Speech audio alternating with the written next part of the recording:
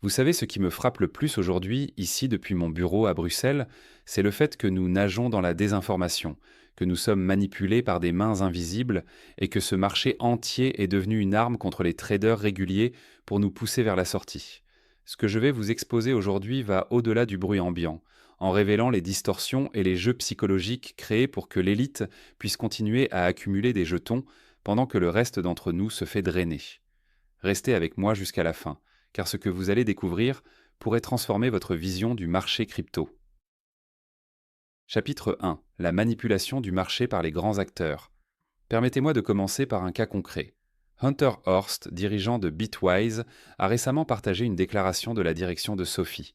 Sophie est une plateforme de services financiers technologiques qui s'est fortement orientée vers les actifs numériques et les stablecoins. Fondée en 2011, Sophie n'est certes pas aussi ancienne que les dinosaures bancaires traditionnels, mais elle s'est taillée une place sérieuse en tant qu'acteur de nouvelle génération.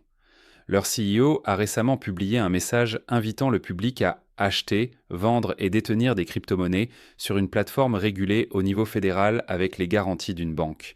Voir cela arriver me fait sourire, c'est un signal positif. Mais il y a quelque chose de louche dans le timing de tout cela.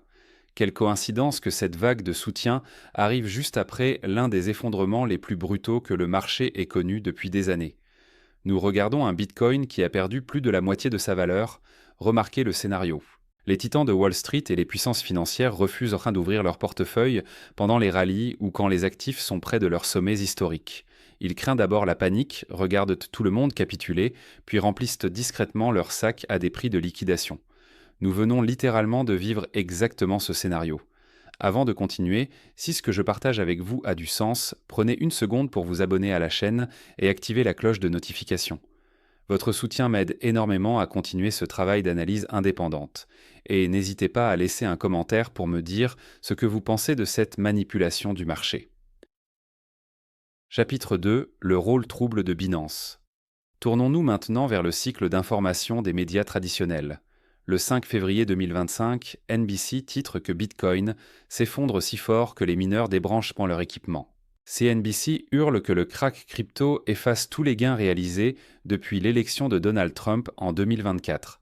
Les crypto-monnaies ont perdu plus de 1,2 trillion de dollars de valeur depuis leur sommet d'octobre 2025. La machine médiatique de l'establishment inonde les ondes d'un théâtre apocalyptique au moment précis où les entités bancaires ramassent discrètement les actifs numériques dépréciés. Pendant ce même laps de temps, regardez comment Ethereum se comporte sur Binance. Sur un intervalle de 15 secondes, les bougies commencent à fouetter avec une agressivité démente qui défie toute logique.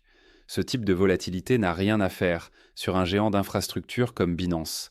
Un analyste nommé Leonitis NFT a capturé cela et a déclaré qu'un crime massif venait d'être commis sur Binance.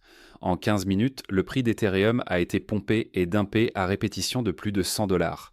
13 milliards de dollars de valeur ont été créés et détruits chaque minute. Cette manipulation a réussi à liquider une position longue massive sur Ethereum. Ce que vous voyez est une attaque ciblée contre les personnes qui tradent avec effet de levier. Gardez à l'esprit que la crypto existe en dehors de toute surveillance réelle à ce stade. Ces plateformes peuvent regarder directement dans votre compte, voir exactement où se trouvent vos stop-loss et combien de marge vous utilisez. Elles peuvent déployer des fournisseurs de liquidités et des programmes algorithmiques pour chasser votre position comme une proie. C'est une extraction coordonnée classique.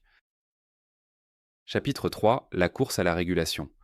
Maintenant, parlons de quelque chose de crucial pour l'avenir du marché, la régulation. L'une des plus grandes choses qui retient l'industrie des crypto-monnaies en ce moment est le manque de clarté réglementaire. Plus tôt cette année, il semblait que le Cryptocurrency Clarity Act allait enfin être dévoilé sur le marché américain. Cette loi devait apporter les règles nécessaires pour permettre aux plus grandes institutions financières d'entrer et de faire exploser les prix des crypto-monnaies. Malgré cela, nous avons vu des obstacles majeurs récemment. Beaucoup de gens se demandent si cette loi va même passer cette année. Si elle ne passe pas cette année, nous pourrions regarder un projet de loi qui ne pourra pas être adopté avant potentiellement 3 à 4 ans. Scott Bessent, le secrétaire du Trésor américain, a clarifié la situation sur Fox News. Ce n'est pas une discussion entre l'industrie crypto et l'industrie bancaire. C'est Coinbase contre l'industrie crypto et bancaire. La plupart de l'industrie des crypto-monnaies est d'accord avec ce projet de loi de clarté.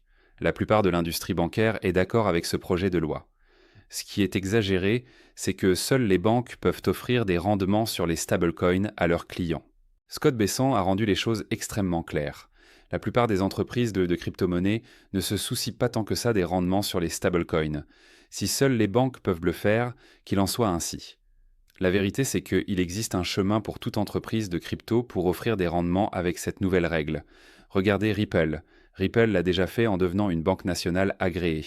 Ils peuvent offrir des rendements sur les stablecoins.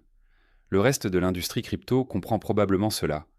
Coinbase ne veut pas devenir une banque. Il y a certaines parties de la façon dont ils gèrent l'échange Coinbase qui, à mon avis, ne sont pas bonnes pour les clients. Cela les empêche de devenir une banque. Coinbase veut avoir le beurre et l'argent du beurre.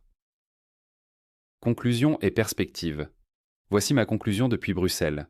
Ce schéma se répète comme une horloge. Les investisseurs ordinaires repèrent les opportunités tôt, construisent des positions significatives dans de nouveaux marchés. Et puis boum, la peur est utilisée comme une arme contre eux. La panique se propage, les gens abandonnent le navire au pire moment possible. Et devinez qui ramasse tout à prix cassé, les mêmes acteurs qui ont déclenché le chaos.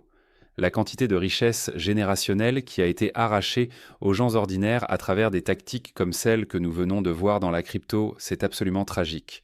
Entre octobre 2025 et aujourd'hui, nous avons vu 1,2 trillion de dollars s'évaporer en 4 mois. Imaginez ceci. Si autant de valeur peut disparaître dans une fenêtre aussi courte, nous pourrions réalistement voir le double de ce montant, soit 2,4 trillions de dollars, revenir pendant la même période de temps. Le fait que le secrétaire du Trésor américain pousse pour l'adoption des crypto-monnaies aussi fort que nous, cela vous dit une chose. Nous sommes sur le point de voir une transformation complète des rails financiers tels que nous les connaissons aujourd'hui. Et les investissements que vous et moi possédons vont jouer un rôle critique dans cela. Voici ma recommandation. Reconnaissez le scénario pour ce qu'il est. Ces institutions poids lourds comptent sur vous pour que vous abandonniez. Ne leur donnez pas cette victoire. De là où je suis assis, ce moment précis est celui où vous devriez planter votre drapeau, pas courir vers la sortie. C'est tout ce que je voulais décomposer pour vous aujourd'hui. Si cette perspective a cliqué pour vous, laissez un like, abonnez-vous si vous ne l'avez pas déjà fait et activez les notifications pour ne pas manquer le prochain contenu. N'hésitez pas à partager cette vidéo avec vos amis qui s'intéressent à la crypto. Merci d'avoir regardé jusqu'à la fin. On se retrouve dans la prochaine vidéo.